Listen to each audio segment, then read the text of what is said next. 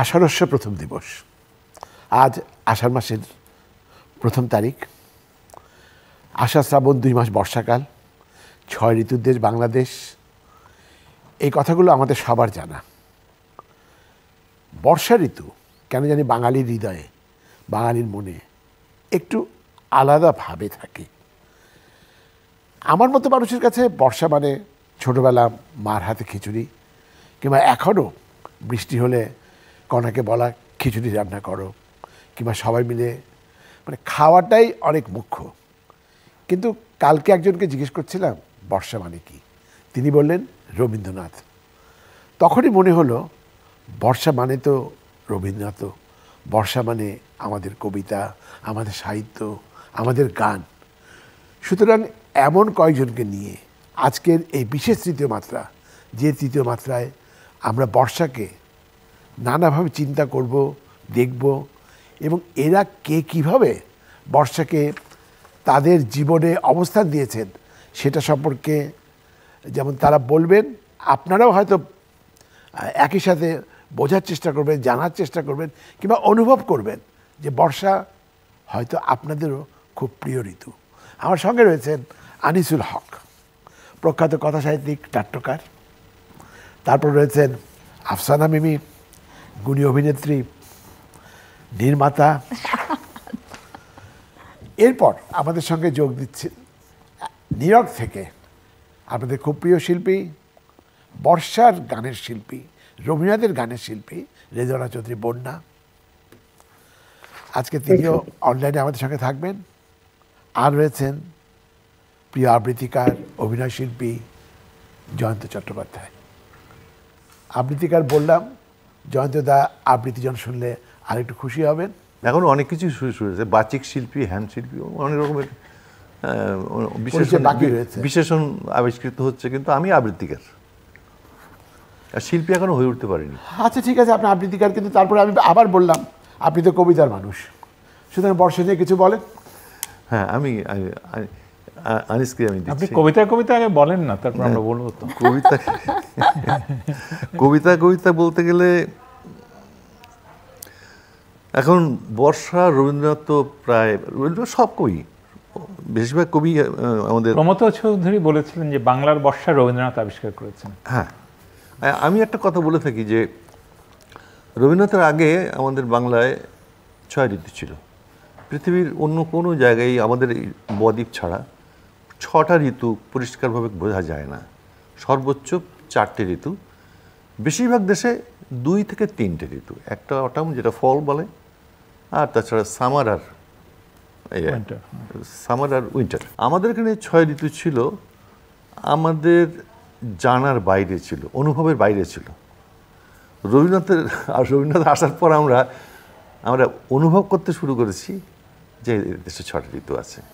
তার মধ্যে রবীন্দ্রনাথের সব থেকে বেশি প্রিয় ঋতু বর্ষা, এবং বর্ষার উপর তার যত গান এবং কবিতা অন্য কোনো ঋতুর উপরে তা নেই। দ্বিতীয় আছে যেটা বসন্ত, কিন্তু বর্ষা সর্বোচ্চ সংখ্যক লেখা তার বর্ষায়, গানও বর্ষায়। আমরা আশা করি আমাদের রেজওয়ানা চৌধুরী বন্যার কাছে শুনবো অবশ্য বর্ষার গান।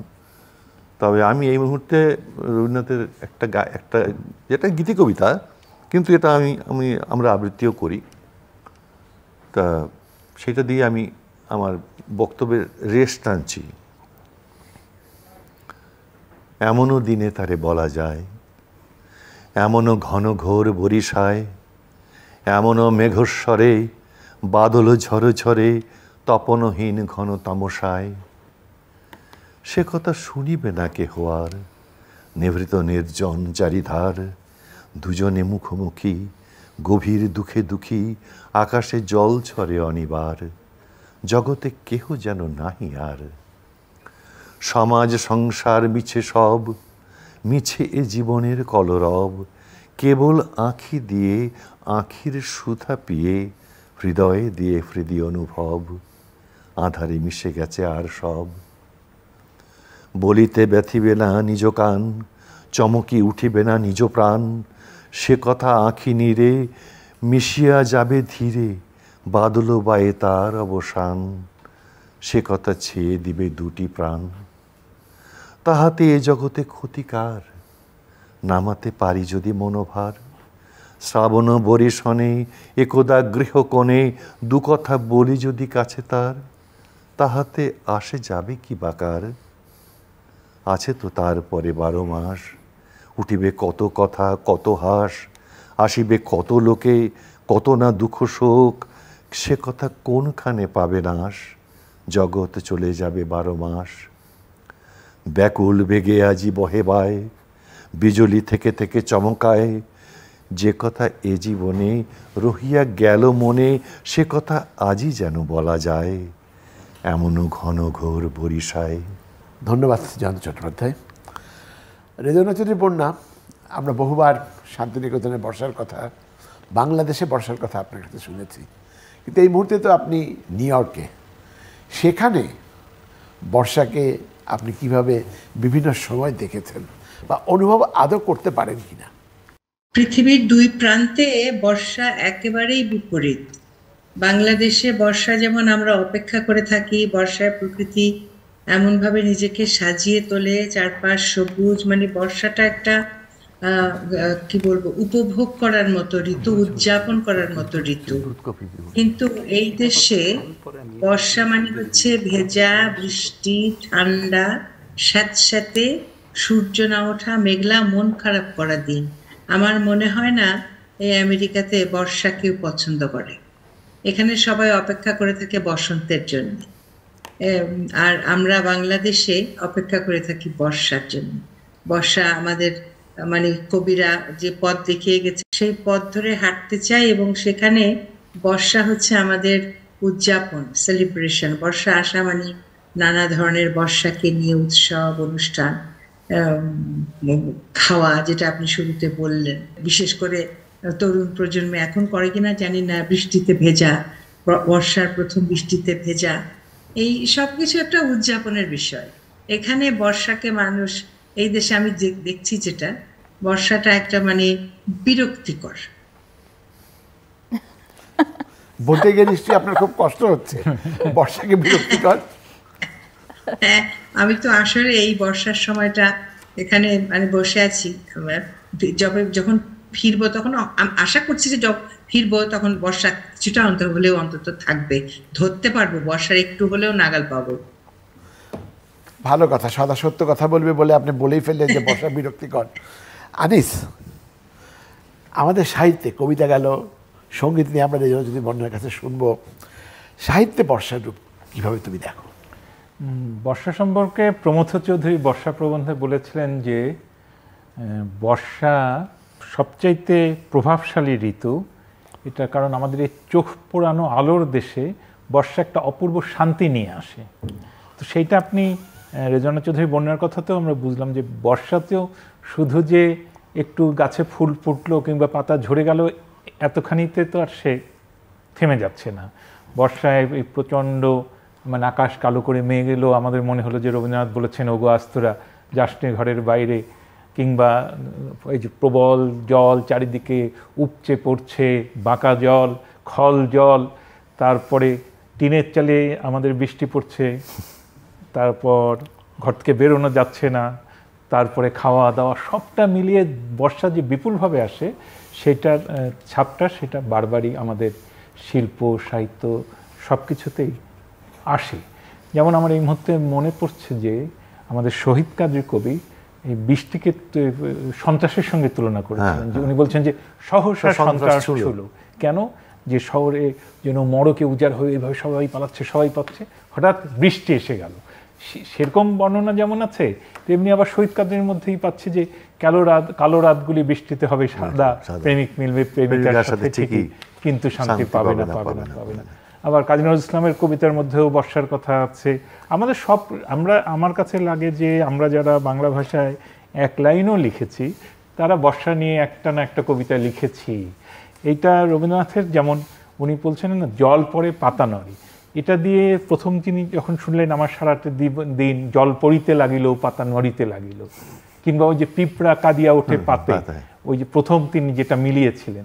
তো বর্ষা দিয়েই আমাদের লেখালেখিটা শুরু হয় এবং বৃষ্টির জলটা পড়তে থাকে, পাতা নড়তে থাকে, এইটা আমাদের হৃদয়ের মধ্যে আসে।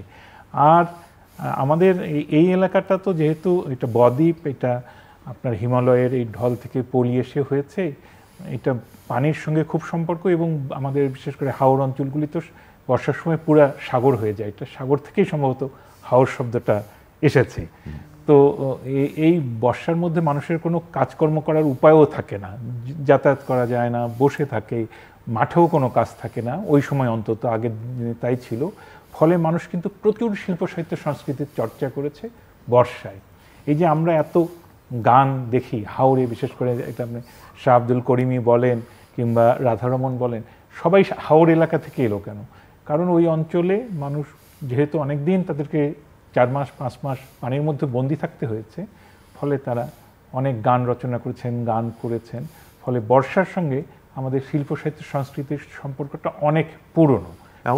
এমনকি মীরা দেব বর্মনের যে গানগুলো শচীন দেব বর্মন গিয়েছেন, সেগুলো তো ওই এলাকা থেকেই আসছে। হ্যাঁ, এবং আমাদের রাধাকৃষ্ণের পদাবলীর মধ্যে, পঞ্চযুগের পদাবলীর মধ্যে বর্ষার ভূমিকা খুব ভালো। এই যে নীল শাড়ি পরেছে, এটা সেই রাধা নীলাম্বরী শাড়ি থেকে, কদম্ব বনে, এটা তো কালিদাসের সময় থেকে চলে আসছে। কালিদাসের সময় থেকে এটা আমাদের তো মানে জিনের মধ্যে আমাদের এই উত্তরাধিকার আছে যে বর্ষা এলেই আমরা একটু মেঘদূত, তাই না? আমরা বলবো যে যাও একটু যক্ষের কাছে আমার বার্তাটা, যক্ষের বার্তাটা একটু রাধা গিয়ের কাছে পৌঁছে দাও, তাই না? আমি এইরকম মানে উপমা আমি দেখিনি। মেঘকে ডাকপিয়ন হিসেবে পাঠাচ্ছেন, এটা কত আগে। হ্যাঁ, এটাও কিন্তু বর্ষার সঙ্গে রিলেটেড। সে বলছেন যে মেঘ, বর্ষার জল ভরা মেঘ কোন দিক দিয়ে যাবে তার পথ নির্দেশ করে দিচ্ছেন। তোমার চিনতে অসুবিধা হবে না, অমুক জায়গায় অমুক পাবে, অমুক জায়গায় তমুক পাবে, অমুক জায়গায় একটা বাড়ি পাবে, অমুক জায়গাটা মন্দির পাবে, অমুক জায়গাটা নদী পাবে। তোমার চিনতে অসুবিধা হবে না, কারণ তুমি তো যাচ্ছই, যেহেতু উত্তর থেকে দক্ষিণের দিকে যাচ্ছ তো, কিংবা দক্ষিণ থেকে উত্তর দিকে যাচ্ছ তো। সুতরাং মেঘকে তিনি দূত হিসেবে পাঠাচ্ছেন একটা চিঠি দিয়ে। কি রোমান্টিক, তাই না? আবার একটা কথা আমি যদি বলি, মনে হয় অপ্রাসঙ্গিক হবে না। আনিস তো, তুমি তো উত্তরবঙ্গের লোক না, সেই জন্য হাওড়ের কথাটা বললে। আমি দক্ষিণবঙ্গের লোক। দক্ষিণবঙ্গের লোক কিন্তু বর্ষাতে ঘরের মধ্যে থাকে না, কারণ আমাদের কৃষিভিত্তিক সমাজ তো, কৃষির সঙ্গে বর্ষার একটা বিশাল ব্যাপার আছে। তারা অধীর আগ্রহে তারা বৈশাখ চৈত্র মাস থেকে শুরু করে তাদের আগ্রহ যে কবে বর্ষা নামে, কবে তারা বীজতলা দেবে। সেই জন্যে তারা কিন্তু বসে থাকে গরমকালে আম গাছের ছায়াতে বসে থাকে, তারা আকাশের দিকে তাকিয়ে। বর্ষার মেঘ যখন আসে তাদের আনন্দে তারা ছুটে বেরিয়ে যায় লাঙল কাঁধে নিয়ে। সুতরাং আমাদের দক্ষিণবঙ্গের কিন্তু ব্যাপারটা অন্য জিনিস। এটার সঙ্গে কিন্তু মানে অর্থনীতি এবং কৃষিনীতির একটা সম্পর্ক রয়েছে। সেই জন্যে আমাদের ওখানকার ওই গানই কিন্তু, বর্ষার উপরে গানগুলো কিন্তু উৎসবের সুরে গাওয়া, সমবেত সুরে, যেটা হচ্ছে খাড়া গান বলে যেটাকে, সেটা কিন্তু ওই বর্ষার গান, কিন্তু সেটা সবাই মিলে বৃন্দ গান আর কি, এটা গাওয়া। তো এই হচ্ছে আমাদের দক্ষিণবঙ্গের সঙ্গে বর্ষার সঙ্গে এই ধরনের সম্পর্ক, যে ভাতের সঙ্গে সম্পর্ক, খাওয়ার সঙ্গে সম্পর্ক, জীবনের সঙ্গে সম্পর্ক, এই আর কি ব্যাপারটা। আফসানা বেবি, আপনি এই অনুষ্ঠানে মানে একটু আগে বলছিলেন আপনার প্রিয় ঋতু বর্ষা, কারণ রবীন্দ্রনাথ। হ্যাঁ, বর্ষা নানান কারণেই আমার প্রিয়। প্রথমত বর্ষার যে রূপ, মানে যখন আমার আসলে দেখার চোখ তৈরি হয়েছে বা ভাববার মন তৈরি হয়েছে, সেই সময়টা থেকেই বর্ষার রূপটা আমাকে আসলে মানে কি বলবো, আমাকে তার সাথে যুক্ত করে ফেলেছে। তারপর সেখানে বাড়তি যে যোগটা হয়েছে পরবর্তীতে এসে, এবং জীবনভর তাই চলছে। রবীন্দ্রনাথকে আমার মনে হয় যে বর্ষার সাথে এত ভীষণ রকমের সম্পৃক্ত তার সাহিত্য, তার গান, তার সব কিছু। আর বর্ষার মধ্যে যে এখানে গল্প হচ্ছিল, যখন ভাবছিলাম যে কতভাবে আমার বর্ষাকে বর্ণনা করি। গুড়ি গুড়ি বৃষ্টি, ঝিরিঝিরি বৃষ্টি, ছুপ ছুপ বৃষ্টি, ঝমঝম বৃষ্টি, এই প্রত্যেকটার মধ্যে বৃষ্টির কিন্তু একটা একটা আলাদা চরিত্র। বৃষ্টি, ইলশে গড়ি বৃষ্টি, হ্যাঁ, মুষলধারে বৃষ্টি, একদম। হ্যাঁ, বলছি, আর একটা একটা করে চরিত্র। তো বন্যাপা বলছিলেন যে এখনকার ছেলেমেয়েরা বৃষ্টিতে ভেজে কিনা। যদিও আমি এখনকার ছেলে মেয়ে নই, তবে আমি এখনো বৃষ্টিতে ভিজি। বৃষ্টিতে ভেজার সুযোগ পেলে ছাড়ি না। ইদানিং একটু ভয় লাগে, কারণ ইদানিং প্রচুর বজ্রপাত হয় এবং বজ্রপাতে আমরা প্রচুর শুনতে পাই নানা রকমের দুর্ঘটনার কথা। সেই জন্য আজকাল একটু ভয়ে ভয়ে বর্ষায় নামি, কিন্তু সবসময় বৃষ্টি নামলেই রাস্তায় নেমে যাওয়া কিংবা বাড়ির ছাদে চলে যাওয়া কিংবা উঠোনে নেমে যাওয়া, এই চর্চাটা সবসময় ছিল। গত বছরও ঠিক এই সময়টাতে আমি তখন বাংলাদেশের বাইরে ছিলাম, আমি সাউথ ইন্ডিয়াতে ছিলাম, বৃষ্টি পেয়েই ভিজে নিয়েছিলাম। তো বৃষ্টি ভেজার আনন্দটাকে কখনোই আসলে জীবন থেকে বাদ দিতে চাই না। আর রবীন্দ্রনাথের মন্নাপা তো আছেন, নিশ্চয়ই আমরা গান শুনবো, নিশ্চয়ই সুন্দর সুন্দর সব রবীন্দ্রনাথের গানের কলি তার কাছ থেকে আমরা এখন শুনতে পাবো। কিন্তু রবীন্দ্রনাথের গান নিয়েও যখন ভাবি কত রকম করে বর্ষাকে, সেখানেও যে কত রকম করে বর্ণনা করা হয়েছে, যে মানে উতল ধারা বাদল ঝড়ের মধ্যে যেরকম সেই রাতের বেলা একটা প্রেমের একটা আহ্বান, আবার মেঘের পরে মেঘ জমেছেতে যখন মেঘটা থমকে আছে আধার করে আসে, আবার যখন যাচ্ছি যে নীল নবঘনে আষাঢ় গগনে, ওরে আজ তোরা যাসনে ঘরের বাহিরে, সেইটার মধ্যে যে একটা অন্যরকম আকুতি, আবার এইদিকে এসে বলছে যে এসো নিপবনে ছায়াবিথি তলে, মানে দাও আকুলিয়া ঘন কালো কেশ পর দেহহরি মেঘ নীল বেশ, এই যে মানে মজাটা, এত রকমের মজা। আবার বলছে যে গুরু গুরু গুরু গুরু ঘন মেঘ গরজে পর্বত শিখরে অরণ্যে তমস্যা, মানে নানান রকম ভাব। একটা কথা হচ্ছে কি, আমার মনে হয় রবীন্দ্রনাথ ওই জায়গাটা কিন্তু একটা টুইস্ট করেছেন। ওটা ওগো আজ তোরা যাসনে ঘরের বাহিরে, এ কথা বলার মানে যা বেরিয়ে যা, এটা তো নেগেটিভ অ্যাপ্রোচ। একদম তাই।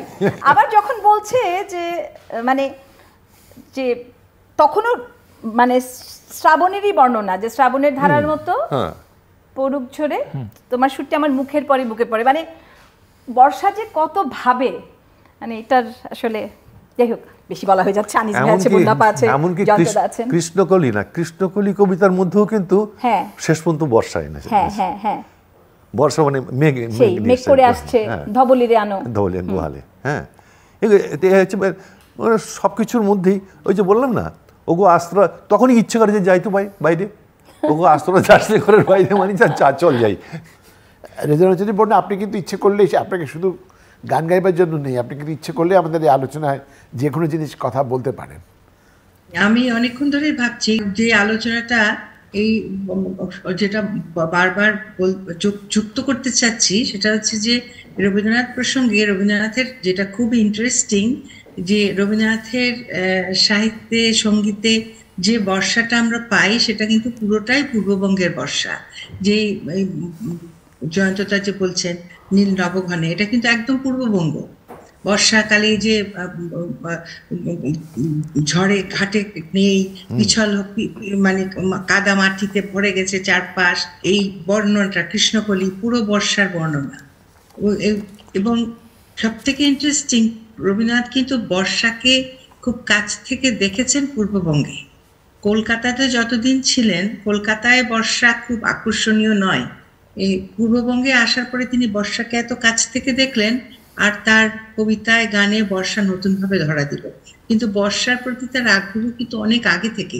বৈষ্ণব মানে একদম 16 বছর বয়সে যে প্রথম গান লিখলে সেটা বর্ষার গান, গান কুসুম কুঞ্জ মাঝে, সেটার মধ্যে বর্ষা। কিন্তু যেহেতু রবীন্দ্রনাথ তখন সাংঘাতিকভাবে অনুপ্রাণিত ছিলেন বৈষ্ণব কবিদের ধারা, যেটা শুরুতে আনিস বলছিলেন, কালিদাস, বিদ্যাপতি, চণ্ডীদাস, জয়দেব, এদের কবিতা পড়ে পড়ে এত তিনি বৈষ্ণবের কবি এবং বৈষ্ণব সাহিত্যের দ্বারা প্রভাবিত ছিলেন। প্রথম লেখাগুলোই সেই বৈষ্ণব কবিদের অনুসরণে পড়েছিলেন।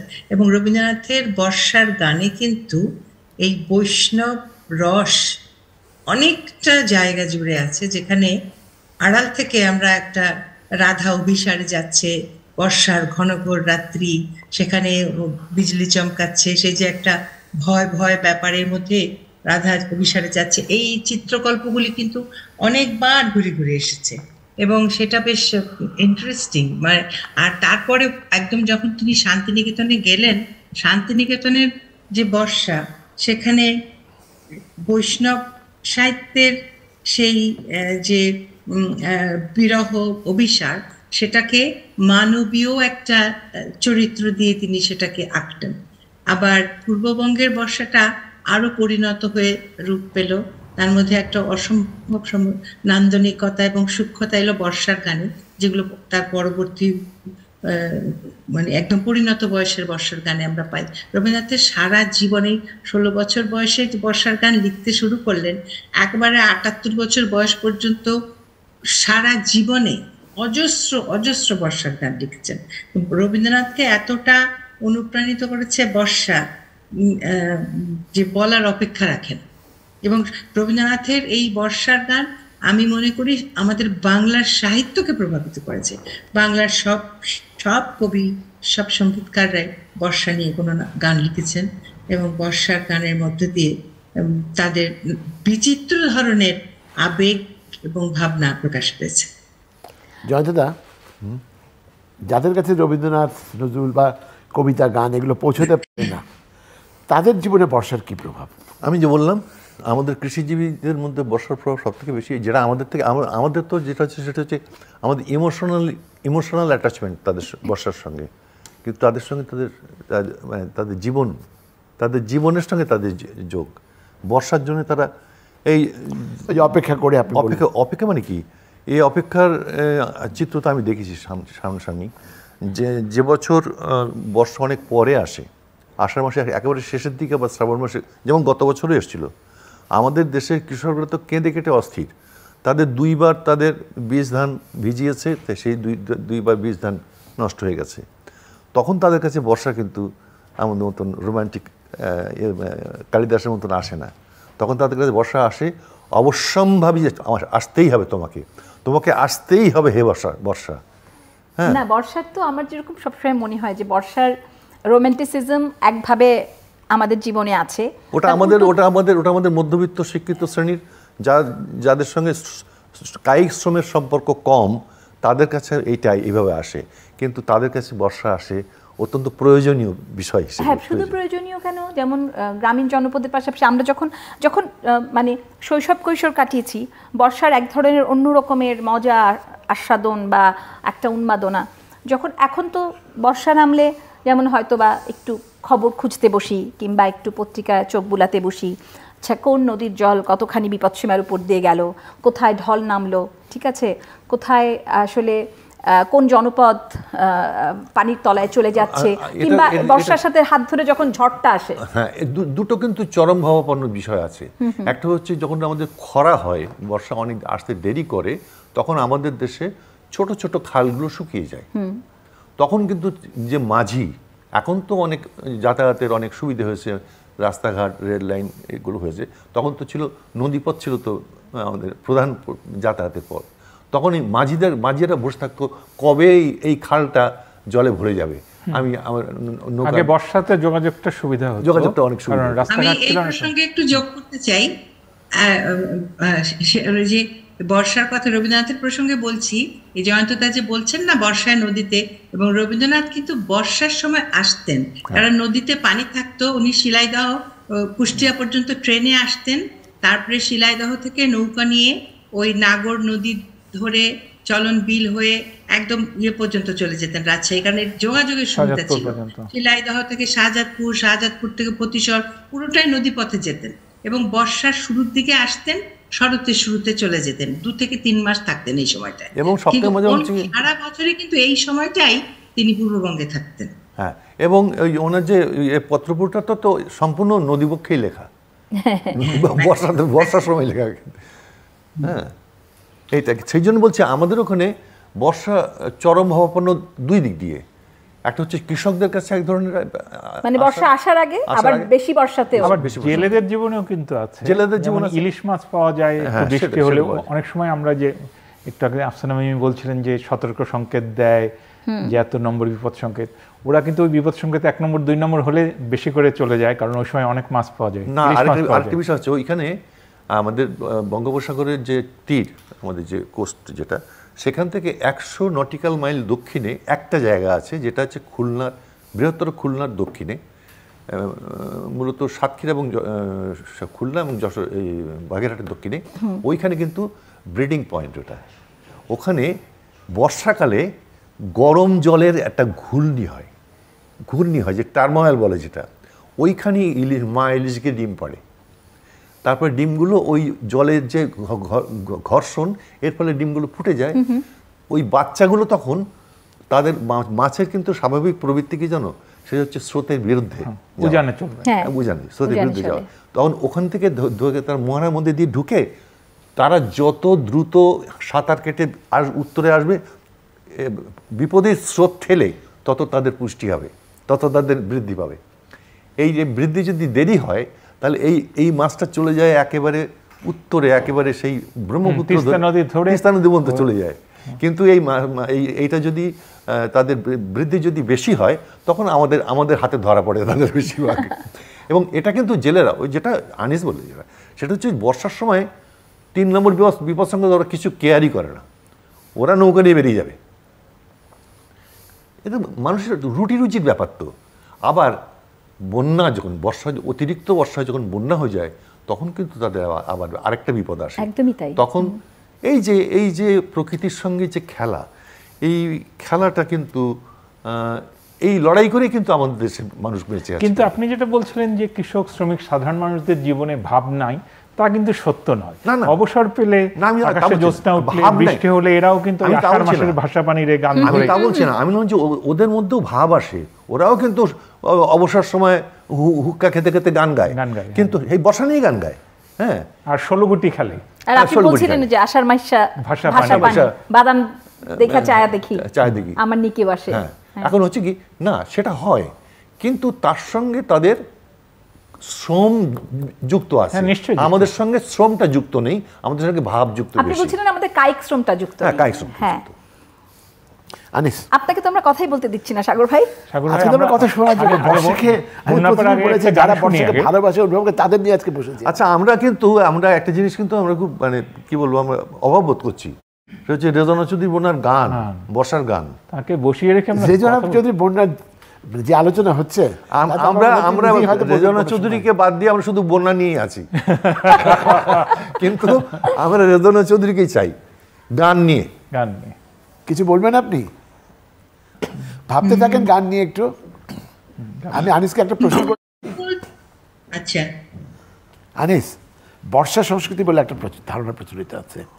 আমরা বর্ষার, আমি শুরুতেই মানে আমার মতো করে ভুনা খিচুড়ির কথা বলেছি, বর্ষার খাবার দাবার, বর্ষার পোশাক, বর্ষার একটা জীবনযাপন, বর্ষার স্যাঁতস্যাঁতে আবহাওয়া, কিংবা কারো কাছে এই আবহাওয়া খুব পছন্দের, এটা নিয়ে তুমি কি বলবে? না, সংস্কৃতি মানে তো পুরো জীবনচর্যাটাই, আমরা কি খাই কি পড়ি সেটার মধ্যে বর্ষার তো অবশ্যই একটা গুরুতর মানে প্রভাব থাকবেই। যেমন মনে করা হয়, এটা সৈয়দ মুস্তফা আলীও বলেছেন যে আমরা যে ধুতি বা লুঙ্গি পরি সেলাই এটার একটা কারণ হচ্ছে আমাদের পানি বেশি, যাতে ওই যে জসমিন দেশে যদাচার, আমরা লুঙ্গি কিংবা ধুতি না ভিজি আমরা খাল পার হতে পারি, যাতে পারি সেই জন্য নাকি আমরা এটা পড়ি। তেমনিভাবে এই যে রবীন্দ্রনাথের কবিতায় পাচ্ছে যে আউশের ক্ষেত জল ভরব, আউশ ধানের চাল খাওয়া বর্ষার সময়, এটা তো আমার অভিজ্ঞতার অংশ। আমাদের গ্রামে জমি ছিল, সেখান থেকে ধান আসতো। তারপরে আমরা গ্রামে, আমাদের গ্রামটা নদীর ধারে বলে ডুবে যেত পুরোটাই। তারপর আমরা কলা গাছ কেটে ভেলা বানিয়ে ওইটা দিয়ে বাড়িতে যেতাম। আমাদের নিজেদের নৌকা ছিল, আবার গরু গাড়িও ছিল। শীতকালে গরু গাড়ি, গ্রীষ্মকালে বা বর্ষাকালে আমরা নৌকায় চলাচল করতাম। তো এখন সেটা আমাদের খাওয়ার উপরে, আমাদের যেটা আপনি প্রথমে বলেছেন, আমরা এখন খিচুড়ি খেতে পছন্দ করি। এটা হয়তো খিচুড়ি খেলে আমরা পিপাসা বেশি পাই, যেহেতু বৃষ্টির দিনে জলীয় বাষ্প বাতাসে প্রচুর থাকে, ওই দিন কম পিপাসা পাবে, এই জন্য হয়তো বৃষ্টি হলে খিচুড়িটার প্রবর্তন হয়েছে। আমার প্রশ্ন মনে এসেছিল যে খিচুড়ি কেন খাই আমরা, আমি নিজে ভেবে বলছি। হয়তো আরেকটি বিষয় আছে, খিচুড়ি রান্না করলে কিন্তু আমাদের অষ্টব্যঞ্জন রান্না করতে হয় না, সহজ। হ্যাঁ, ওইটা আরেকটা আছে সাগর ভাই, কারণ আমার বাড়িতে ছোটবেলায় আমার আম্মা ওই তো টিনের চাল, একটা রান্নাঘর, তো একটা নিয়ম কিন্তু গ্রামে ছিল, আপনাদের গ্রামে ছিল কিনা জানি না, শীতকালে কিন্তু উঠোনের মধ্যে রান্না হতো, মাটির চুল। বর্ষাকালে তো আর এটা হতে পারবে না, তখন রান্নাঘরে চলে যেতে হবে। এখন আমাদের তো কাঠের যে লাকড়ি আমরা বলি, খড়ি বলতাম আর কি, জ্বালানি যেটা, সেটা তো কাঠের, তো সেইটা ভিজে থাকতো, তো খুব কষ্ট হতো, বাঁশের চোঙ দিয়ে ফুঁ দিত। তো সেই জন্যে খিচুড়ি রাঁধার সুবিধাটা হচ্ছে একটা খিচুড়ি রাঁধলেই খাওয়া হয়ে যাবে, কিন্তু যদি আপনি ভাত রাঁধেন তাহলে তো অষ্টব্যঞ্জন লাগবে। আর একটা কথা কি, ওই সময় কিন্তু কেউ রান্না করে সময় নষ্ট করতে চায় না। হ্যাঁ, নানান রকমের গল্প গুজব, খেলাধুলো, হ্যাঁ, গান গাওয়া, সুতরাং তাড়াতাড়িতে ডালে চালে মিশিয়ে খাওয়া হয়ে গেল একটা ভাজার কিছু দিয়ে, ব্যাস। এবং আপনি পুষ্টিগুণ বিচার করেন, কার্বোহাইড্রেট এবং প্রোটিন একসাথে দিয়ে দিচ্ছে, মানে ওগুলো কিন্তু দেখেন এত গবেষণা ছাড়াই আসলে। আরেকটা জিনিস খুবই হতো, সেটা হচ্ছে আমি ছোটবেলায় কিন্তু করেছি, সেটা হচ্ছে নৌকা বাইচ। হ্যাঁ, ও বাবা, আমরা এই শখের ডিঙ্গি নৌকাতেই এই পাড়া ও পাড়া এই বাড়ি ও বাড়ি আমরা নৌকা বাইচ অনেক। নৌকা বাইচটা কিন্তু আষাঢ় মাসে হয় না, শ্রাবণ মাসের শেষে হয়, মানে আরো ভরা। এখন যখন চাষ হয়ে গেল, সবাই হাত গুটি মানে হাত পা ধুয়ে উঠলো, ওদিকে রোপণ হয়ে গেছে, বপন হয়ে গেল, রোপণ হয়ে গেল, নিড়ানি হয়ে গেল, তখন শান্তি। তখন কিন্তু এই নৌকা বাইচটা হতো। শুধু নৌকা বাইচ না, সে সময় অনেক কিছু হতো, ষাঁড়ের লড়াই হতো, নৌকা বাইচ হতো, মোরগ লড়াই হতো, এগুলো হতো। সামাজিক ব্যাপার ছিল যেটা খুব আমাদের সমাজ জীবনে, যে মেয়েরা বাপের বাড়ি আসতো নায়রি, এবং এই বর্ষায় নদীতে পানি হলে নৌকা করে বাড়িতে বাপের বাড়িতে আসা সহজ, এবং নায়রি আসাটা একটা খুব বড় ইভেন্ট আমাদের সমাজ জীবনে। এবং এই নায়রি আসা নিয়ে পল্লী অঞ্চলের গানে একটা খুব বড় অংশ আছে, আব্বাসুদ্দিন থেকে শুরু করে আমাদের লোকগানে, যে মেয়ের বাপের বাড়ি আসা নিয়ে তার মেয়ের অনেক অনেক সুন্দর সুন্দর গান আছে। ওই যে একটা গান আছে না, কে যাসে ভাটিকাং ভাইয়া, আমার ভাই ধনরে কইও নাইও নিতে আইয়া তোরা। এখন বন্যাপা আপনার গান শুনতে হবে। আমরা খিচুড়ি নিয়ে বসে গেছি ঢাকায়। অনেক ধন্যবাদ। কিন্তু অনুষ্ঠান শেষে মিমি বলেছে মনটা ভরে গেল, আপনি শুনেছেন কিনা জানি না। অনুষ্ঠান কিন্তু আপনাকে আবার তৈরি থাকতে হবে, যে হয়তো যন্ত্রের ছোট আবৃত্তি করলে সেই আবৃত্তির সাথেই কোনো একটা গান আপনি ধরবেন শেষের দিকে, এটা এখনই বলে রাখছি। না, আমি এখন আর রবীন্দ্রনাথের মধ্যে নেই, কারণ রবীন্দ্রনাথের যেখানে বন্যা আছেন সেখানে আমি আবার রবীন্দ্রনাথের অন্য কিছু ভগ্নাংশ নিয়ে আমি আলোচনা করতে চাই না। এখন আমি আজকের দিনে চলে এসেছি। হ্যাঁ, আজকের দিনে চলে এসেছি। এখন যেখানে থাকেন সেই সময় আপনি হয়তো রবীন্দ্রনাথ বা যেখানে আমি আমাদের তো এক বয়স একটু হয়েছে, আমরা আমাদের আজকের দিনের চিন্তা ভাবনায়, আজকে আমার যখন বয়স যখন 15-16, তখন কিন্তু আমি আজকে যে চোখে বর্ষাকে দেখছি তখন দেখতাম না। সেটাই বলছিলাম তখন, যে তখন দেখার চোখটা আলাদা ছিল। একটা বাচ্চা ছেলে, একটা বালক বা একটা বালিকা, সে কি করে বর্ষা তাকে কি করে বড় করছে, তার সে বড় হওয়ার সঙ্গে সঙ্গে বর্ষার প্রভাব তার উপরে কি করে পরিবর্তিত হচ্ছে, এর উপর একটা চমৎকার কবিতা আছে, পরে বলবো, এখন না। আমি একটু বলে রাখছি, মানে এ দিয়ে রাখলাম, বুকিং দিয়ে রাখলাম। তাহলে গল্পটা বলে ফেলি। প্রত্যেকেই তো এই মানে কৈশোর উত্তীর্ণ, তারপরে তরুণ বয়স, যৌবনে পদার্পণ, প্রেম এবং বর্ষার তো একটা বিশাল সম্পর্ক। মনে করেন যে বর্ষার মধ্যে রিকশায় হুড উঠিয়ে প্রেমিকের হাত ধরে রিকশায় চলা,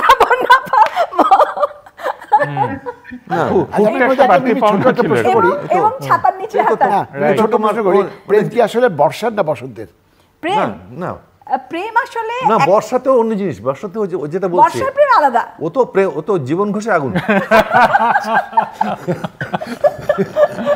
এখন বর্ষার সময় হুডের সামনে পর্দাটা বর্ষা ছাড়া না, সাগর, বর্ষার সময় হুডটা তুললে ক্যামোফ্লেজে থাকা যায়, যে আমি বর্ষার জন্য হুডটা তুলেছি, কিন্তু হুডটা তুলছি অন্য কারণে। তারপর পর্দাটা না, কিন্তু তার মানে কিন্তু এই না যে শুধুমাত্র লুকোনো ব্যাপার, মানে ওই বর্ষার মধ্যে, মানে বর্ষার যে আবেদনটা তৈরি হয় সেটাই কিন্তু অনেক বেশি। আবেদন না, বলো আবহ তৈরি করে। আবহ আবেদন দুটোই। জয়দাস স্মৃতি অনেক বেশি, জয়দাস স্মৃতি অনেক বেশি। ঠিক আছে, কবিতার সাথে দু একটা স্মৃতি কথা শুনবো না? স্মৃতি কথা না। আমি দুজনের কাছে, আনিস এবং মিমি, দুজনের কাছে একটা প্রশ্ন করতে চাই। সেটা হলো যে আপনার দুজনই তরুণ প্রজন্ম নিয়ে অনেক কাজ করেন, দুজনেই এখনও তরুণ যথেষ্ট, কিন্তু তারপরেও হ্যাঁ নিশ্চয়ই যে অনেকের সঙ্গে কাজ করেন। আমাদের যারা মানে আরও অপেক্ষাকৃত তরুণ যারা, তাদের জীবনে কি আসলে বর্ষার কোনো প্রভাব বা বর্ষা নিয়ে তাদের কোনো প্রেম এখন আমাদের তরুণ প্রজন্মের উপরে কোনো কিছুর প্রভাব আছে কি নাই, এটা দেখার সবচেয়ে সহজ বুদ্ধি হচ্ছে ফেসবুকে এদেরকে অনুসরণ করা। বৃষ্টি পড়বার আগেই ফেসবুক বৃষ্টিতে সয়লাভ হয়ে যায়, এবং কেউ যদি প্রথম বৃষ্টির দিনে একটা এটা নিয়ে পোস্ট দিতে না পারে, সে ওই যে পিছিয়ে যাওয়ার ভয়ে তাড়াতাড়ি করে দৌড়ে আসে, ওর যদি ব্যাটারি না থাকে কোনো রকম চার্জ, কারণ বৃষ্টি পড়েছে তাকে এটা একটা স্ট্যাটাস দিতে হবে। এবং তখন আবার দেখা যায় যে এই বর্ষা বৃষ্টির তার নিজের হৃদয়ের কথা বলার জন্যে বেশিরভাগ ব্যবহার করা হয় কিন্তু রবীন্দ্রনাথের কবিতা গান থেকেই, সেটা তরুণ প্রজন্মের সদস্যরাও করে থাকেন। আমি যেহেতু সোশ্যাল মিডিয়াতে বসবাস করি না, ফলে সেইটা আমি বুঝতে পাই না, টের পাই না। তবে আনিস ভাইয়ের কথা শুনতে শুনতে আমার মনে হচ্ছিল যে সত্যি সত্যি শুধু পোস্ট পর্যন্তই না থেকে বর্ষায় অবগাহনটুকু হলে নিশ্চয়ই দারুণ হবে। এবং আমার কাছে একদমই মনে হয় না যে তরুণরা আমাদের সব রকম অনুভূতির বাইরে। আমার কেন যেন মাঝে মাঝে ওদের সাথে যখন নানান বিষয়ে কথা বলি আমার মনে হয় আরে আমরাও তো এমন করেই ভেবেছি, আমরা তো এমন করেই করেছি। হয়তো মানে ভঙ্গিগুলো বদলে গেছে কিন্তু ভাবনাগুলো কিন্তু বদলায় নাই বা অনুভবগুলো কিন্তু বদলায়নি, তাই না? আর বর্ষা তো ধরেন আমাদের গ্রামীণ জনপদে একরকম, উপকূলে একরকম, নগর জীবনে আরেক রকম। হ্যাঁ, নগর জীবনে একরকম, ছোট মফস্বল শহরে আমি বেড়ে উঠেছি, কলোনির জীবনে, সেখানে একরকম। আবার মানে রাজধানীর বর্ষা কিন্তু একরকম। ধরেন যদি যখন সকালবেলায় ঘুমের মধ্যেই টের পাচ্ছি যে বর্ষা নেমেছে, প্রথম কাজ কি? সকালে উঠে জানালার পর্দাটা সরিয়ে দিয়ে একটু দাঁড়িয়ে বর্ষা দেখা। সাথে সাথে কিন্তু ভাবতে শুরু করি এই আজকে তো অফিস যাত্রীদের অবস্থা খুব করুণ হয়ে যাবে, এই যে মানে জল জমে যাবে রাস্তায়, এই যে ঠিকমতো ট্রান্সপোর্ট পাওয়া যাবে না, এই যে এখন এই সাত সকালে এত এত মানুষ অফিসমুখী যারা ছুটবেন। আর আরেকটা প্রশ্ন আমার বারবার থেকে যায়, বর্ষাকালে তো মানে বাংলাদেশ তো খুব আয়োজন করেই বর্ষা নামে এবং একটা লম্বা সময় ধরে থাকে, কিন্তু বাংলাদেশের মানুষের কিন্তু বৃষ্টিতে ভেজার কি যেন একটা আকাঙ্ক্ষা আছে। আমি দেখেছি যে বর্ষাকালেও হাতে ছাতা নাই কিংবা সবার কাছে রেইনকোট নাই, দিব্যি বৃষ্টি পড়ছে, দিব্যি ভিজে চলে যাচ্ছে। ওইটাই বন্যার কথা এলো। নিউ ইয়র্কে তো বৃষ্টি না হলেও সবাই ছাতা নিয়ে ঘুরছে। লন্ডনে কিংবা নিউ ইয়র্কে ওরা ছাতা নিয়ে বর্ষাতে নিয়ে বের হবে, বাংলাদেশের মানুষ কোনোদিনও বের হবে। লন্ডনে দেখেছি, লন্ডনে বেশি বর্ষা, লন্ডনে একটা রিপালসিভ ঋতু, এত জঘন্য ঋতু চিন্তা করা যায় না, এত হিউমিডিটি, এত গুমোট, এত ও ছিচকে বৃষ্টি আছে না, এই ছিচকে বৃষ্টি যে ঝেড়ে কাশবে না। আমাদের এখানে তো ঝুম বৃষ্টি হয়, বৃষ্টি হলো তো ঝুম বৃষ্টি হলো। আমার কিন্তু আনিস, আমার জীবনের দুটো রাত্রি কেটেছে কিন্তু এটা ভয়ঙ্কর সুন্দর বর্ষা কেটেছে। সেটা হচ্ছে সুন্দরবনের মধ্যে আমরা ছিলাম, সুন্দরবনের মধ্যে আমি 3 দিন ছিলাম। সে তার মধ্যে একদিন ঝড় জল আসলো, সে ওই যেমন ভয়ঙ্কর সুন্দর, একের সুন্দরতা আর তারপর হচ্ছে ভয়ঙ্কর রূপ, গা ছমছম করা রূপ। আর তার মধ্যে মাঝে মাঝে হরিণের ডাক, একবার দুবার আমি বাঘের ডাকও শুনেছি রাত্রিবেলা। ওরাও বিপদে পড়ে কিন্তু ওরা এবার গত কিন্তু রেমালে কিন্তু 142টা হরিণ মারা গেছে কিন্তু এই বর্ষাতে। যাই হোক, আমরা যখন বড় হলাম তখন প্রথমে আমি মেঘদূতম এবং কুমার সম্ভব পড়লাম, তখন কালিদাস আমার মাথায় খুব ভর করে, যেরকম বন্যা বললেন না যে রবীন্দ্রনাথের মাথায় মধ্যযুগীয় বৈষ্ণব পদকর্তারা বেশি ভর করেছে, আমার সেই সময় সত্যি দুটোই, এই দুটো এতে কালিদাসের মেঘদূতম এবং কুমার সম্ভব। তা আমি তো বেশ কিছুদিন এই জ্বরে ভুগেছি আর কি। তা আমার মানে মাঝে মধ্যে হয় না, আমি তো আনিসের মতন সাহিত্যিক না কিংবা কবি না, তা আমার ওই মাঝে মধ্যে একটু ইচ্ছে করে, আরে এখন এই সোশ্যাল মিডিয়াতে আসার পরে একটু মনের ভাব প্রকাশ করি মাঝে মধ্যে। আপনি কবিতা লিখেছেন, এখন এটা আমাদেরকে শুনতে হবেই তো, এটা শুনতে বাধ্য করছি এখন। জয়ন্ত চট্টোপাধ্যায়ের কবিতা বর্ষা দিন, এটা রবীন্দ্রনাথের এই কালিদাসের থেকে ধার করা। আষাঢ়স্য প্রথম দিবস, ওই কাদম্বিনী ওই অম্বুবাহ, এসো তুমি দক্ষিণ দরিয়া থেকে, হাওয়ার ডানায় চড়ে মেঘরস, ঝাউয়ের ঝংকারে নেচে দ্রুতে বিলম্বিতে মেঘের মাস্তুলে চড়ে এসো। এসো পুনর্বার ধৌত করো তোমার ছাঁটের ঘায়ে আপাদমস্তক জমে থাকা যা কিছু নির্মোহ ধুলো, মূর্খের মিথ্যা বাখোয়াজ, অসতর্ক পলে সর্বাঙ্গে লেগে থাকা পীড়িতির কাদা রঙিন ঠমক। এসো বাজাও ডমরু, ঝরে পড়ো প্রগাঢ় বর্ষণে চুম্বনে, অবিরাম ধুয়ে ফেলে মলিনতা, গভীর গভীর তব প্রেমে এই ভূখণ্ডের আপাদমস্তক জঞ্জাল পরিচ্ছন্ন করো, শুদ্ধ করে তোলো। অতঃপর ধারা স্নান শেষ হলে ফিরে দাও আদিমতা, রোদ তৃণভূমি, কদম্ব রেণু, নীলকণ্ঠ পাখি, ফিরে দাও সবুজ সকাল। বর্ষার সবগুলো চিত্রকল্প এর মধ্যে প্রায় আছে, কিন্তু এর সঙ্গে আমি লোকজ শব্দ ব্যবহার করেছি, যেমন দক্ষিণ দরিয়াটা খুব মজা লাগলো। হ্যাঁ একদম, হ্যাঁ আছে, আরো অনেক ঠমক আছে, বাখোয়াজ আছে, এরকম কাদা আছে, আচ্ছা, আমি আরেকজনের কথা কাদা। একটু মনে করি, আপনার তিনজনই খুব ঘনিষ্ঠতার সঙ্গে ছিলেন হুমায়ুন আহমেদ। ও তার কাছেও বর্ষা খুব প্রিয় ছিল। আপনাদের নিশ্চয়ই, তার আমি ছবির নাম একটু- তো শ্রাবণ মেঘের দিন। হ্যাঁ, শুধু তাই না, তার এখানে আমাদের যে ওখানে থাকার জায়গাটা ছিল তার নামই তো হচ্ছে দক্ষিণে দুয়ার, হ্যাঁ দক্ষিণে দুয়ার, না না দক্ষিণ বৃষ্টিবিলাস। বৃষ্টিবিলাস, বৃষ্টিবিলাস। বর্ষা ও হুমায়ুন আহমেদ কিন্তু প্রায়ই বলতেন আমাদের সঙ্গে যে বর্ষা হলেই কিন্তু উনি একটা লুঙ্গি পরে খালি গায়ে বেরিয়ে যেতেন, বা গায়ে যদি একটা ফতুয়া থাকতো সেটা পরেই বেরিয়ে যেতেন। তা আমি বললাম যে ঝুম বৃষ্টি হচ্ছে, সাগর বিশ্বাস করবেন না, মানে 1 ঘন্টা যদি বৃষ্টি হয় 1 ঘন্টা কিন্তু সে ওই ইয়েতে নুহাশপল্লীতে। ওর মধ্যে নুহাশপল্লীতে ইয়েতে ঘুরবে। হুমায়ুন ভাইয়ের সাথে আমার একটা স্মৃতি আছে। তারপর বলছে কি, আমি বলছি হুমায়ুন আপনার ঠান্ডা লেগে হতো, আমরা তো ভয় পাচ্ছি, ওই বয়সে তো 60 বছর বয়স, তখন এই যদি করে তো কোনো চিন্তা নেই, ব্যাঙের কখনো সর্দি হয় না। বলছে আমি কিন্তু স্বভাবজাতভাবে আমি কিন্তু ব্যাঙ, বর্ষা পেলেই সে তাকে ঘরে কিছুতে আটকে রাখা যাবে না, সে রাত্রিবেলায় হোক, 12টার সময় হোক, আর সকালবেলায় হোক। এই হচ্ছে আমার স্মৃতিটা হলো, তখন সবুজ সাথী শুটিং করছি আমরা, মণিপুর নামে একটা থাকার জায়গা, ওই যে নুহাশপল্লী তখনও হয়নি ওই রাস্তাটার মধ্যে। তো বর্ষায় কিন্তু, যেমন আমার নিজেরও অনেক স্মৃতি আছে ছোটবেলার, যে বর্ষা হলেই আমরা পুকুরে গোসল করছি। পিরুজালি বেলগুন, পিরুজালি জায়গাটার নাম পিরুজালি। আচ্ছা, বর্ষায় আমরা মানে পুকুরে ঝাঁপাই, মানে বর্ষা পড়ছে আর নিচে সাঁতার কাটছি পুকুরে, বর্ষা পড়ছে নদীতে গোসল করছি, এটা কিন্তু একটা আলাদা উন্মাদনা আছে, আলাদা একটা মজা আছে। তো ওখানে যেমন আমরা পুকুর পাইনি, বড় পুকুরও তেমন পাইনি শুটিংয়ের ওখানটায়, কিন্তু একটা জায়গা ছিল ডোবার মতো, অনেকখানি জল জমা ছিল।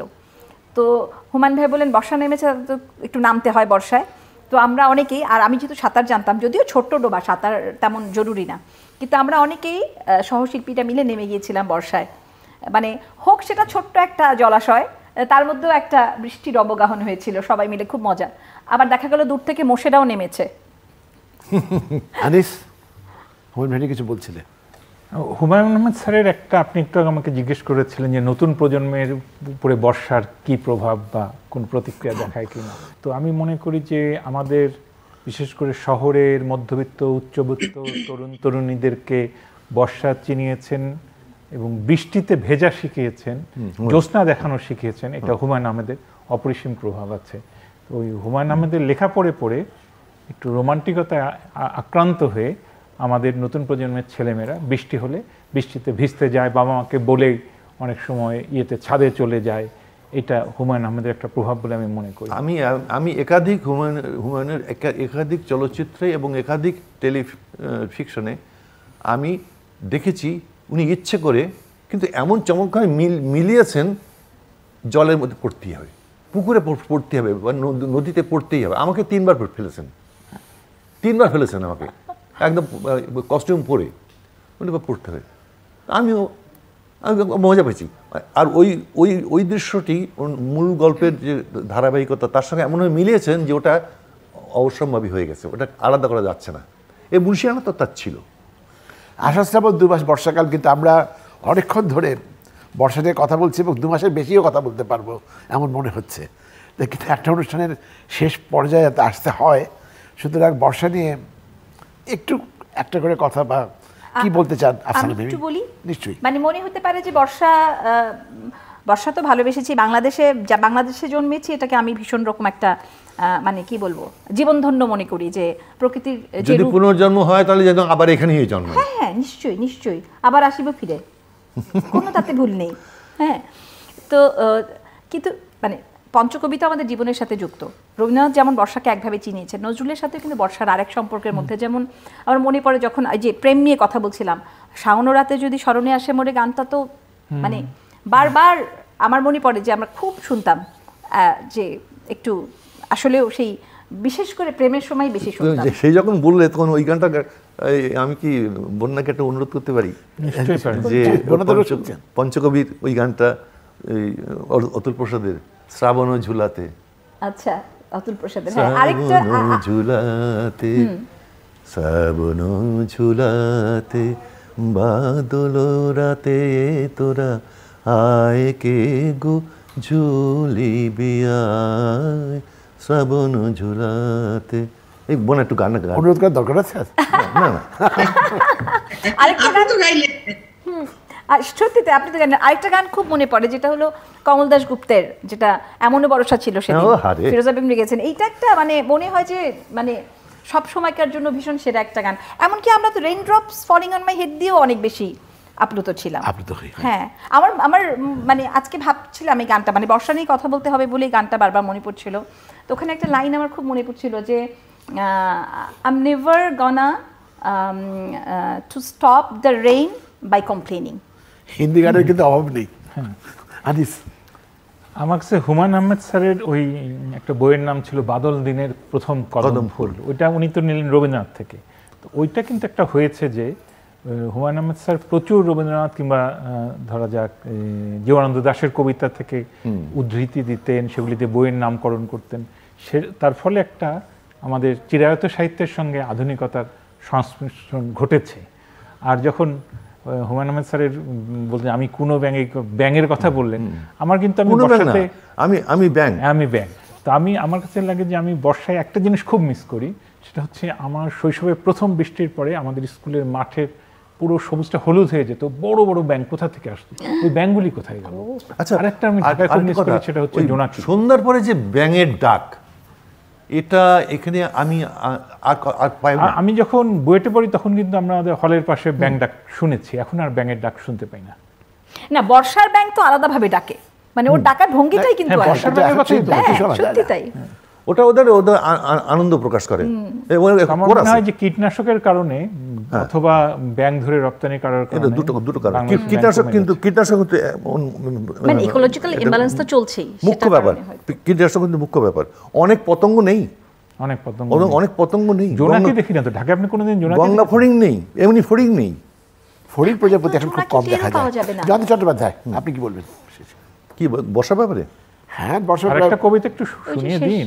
এটা বড় কবিতা যে আজ এই ঘরে আলায় পড়েছে ছবি। হ্যাঁ, এটাও তো বটে, এটাও তো বর্ষার। রেজাল্ট পড়লে আপনি কি এই কবিতার পর গানটা ধরবেন? না, আমার কথা হচ্ছে বন্যার কবিতা দিয়ে শেষ হোক,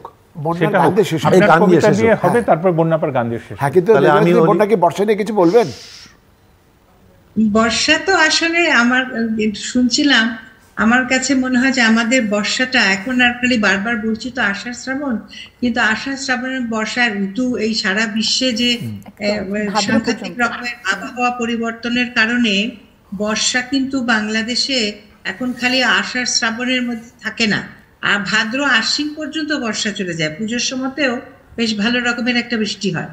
কাজেই বর্ষা এখন সত্যি কথা বলতে আষাঢ় শ্রাবণ ভাদ্র আশ্বিন 4 মাস, আর ভাদ্র মাসে তো প্রচুর বৃষ্টি হয়, বরং আষাঢ়স্য প্রথম দিবস আমরা যদিও বলি, কিন্তু বৃষ্টিটা সত্যিকারের বর্ষার বৃষ্টিটা আসতে অনেকটা সময় নেয়। সারা পৃথিবীর যে আবহাওয়া পরিবর্তন হচ্ছে সম্ভবত তার ফলে এটা হচ্ছে, বর্ষাটা একটুখানি আমার নিজের মনে হয় যে বর্ষাটা একটু পিছিয়ে গেছে। ভাদ্র আশ্বিন পর্যন্ত বর্ষা চলে, আসতে একটু দেরি করে। এটা আমাদের দেশের প্রেক্ষাপটে আমার ইদানিং দেখছি যে বর্ষাটা আসে দেরি করে, যায়ও দেরি করে, আশ্বিন মাসের শেষ পর্যন্ত বর্ষা থাকে। এই যে একটা পরিবর্তন আমাদের প্রকৃতিতে, সেটা আমরা যেভাবে দেখি, মানে আমাদের দেশে বর্ষাটা তো সাংঘাতিক একটা দৃশ্যমান একটা ঋতু। বর্ষা যে আসছে এবং যাচ্ছে, প্রতিটি মানুষ আমরা বুঝতে পারি যে বর্ষা। অন্য ঋতু যেমন শরৎ হেমন্ত কোন দিকে আসে কোন দিকে যায় অতটা হয়তো বোঝাও যায় না, কিন্তু বর্ষাটা সাংঘাতিক ভাবে দৃশ্যমান।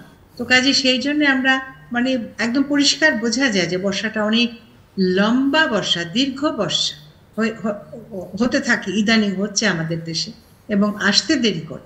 এইটা একটা আমার কাছে মনে হয়েছে যে রবীন্দ্রনাথের সময় পর্যন্ত বর্ষা যেমন ছিল, ক্রমশ বর্ষার ক্যারেক্টারিস্টিক্স চেঞ্জ হচ্ছে, একটু অন্যরকম হয়ে যাচ্ছে বর্ষা। আর শহরের বর্ষা তো আর, বিশেষ করে যারা ট্রেনে বাসে যাতায়াত করেন তাদের জন্য বর্ষা রোমান্টিক হওয়ার চাইতে অনেক রকমের সমস্যার সৃষ্টি করে।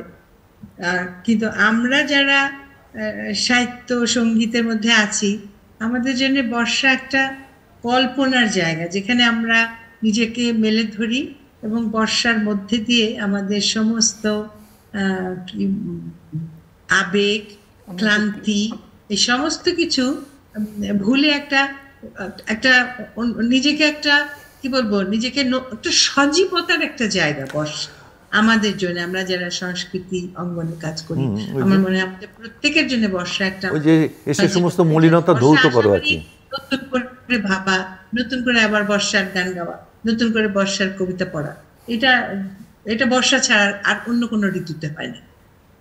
আমি ওই জন্য লিখেছিলাম যে বর্ষা আমাদের সমস্ত মলিনতা ধুয়ে দিচ্ছে, যেন সারা বছর আমাদের যে ধুলোগুলো পড়ে, যে ময়লাগুলো পড়ে, সেগুলো ধুয়ে দেয় বর্ষা। মাঝে মাঝে অনুষ্ঠানের একটু নিয়ম ভঙ্গ হয় না, ওরকম নিয়ম ভঙ্গ করে। এবার আপনার কাছে একটু শুনে ফেলি না, আপনার বর্ষার কোনো একটা স্মৃতি কিংবা কোনো আজকে আমি এত শুনেছি যে, এবং আমার সাথে যারা আপনারা শুনছেন তাদের সবারই তো নতুন করে মনে হচ্ছে যে আজকে পয়লা আষাঢ়, বর্ষা শুরু হচ্ছে। আর সত্যি সত্যি যদি বৃষ্টিও শুরু হয় তাহলে এই অনুষ্ঠান, এই যে যারা তাদের অনুভব প্রকাশ করলেন, অনুভূতির কথা বললেন, তারা সবাই যা চান বৃষ্টি আসুক। একটু আগে জয়ন্ত চট্টোপাধ্যায় বললেন যে বৃষ্টির পানিতে, খুব কঠিন কথা বললেন না, সহজ কথা, যে সব কিছু মলিনতা ধুয়ে দিক, মলিনতা যেন ধুয়ে যায়। কবিতা আমাদেরকে শুদ্ধ করো, কবিতা আমাদেরকে শুদ্ধ করে, এই সমস্ত অনেকগুলো কথা আমরা শুনলাম।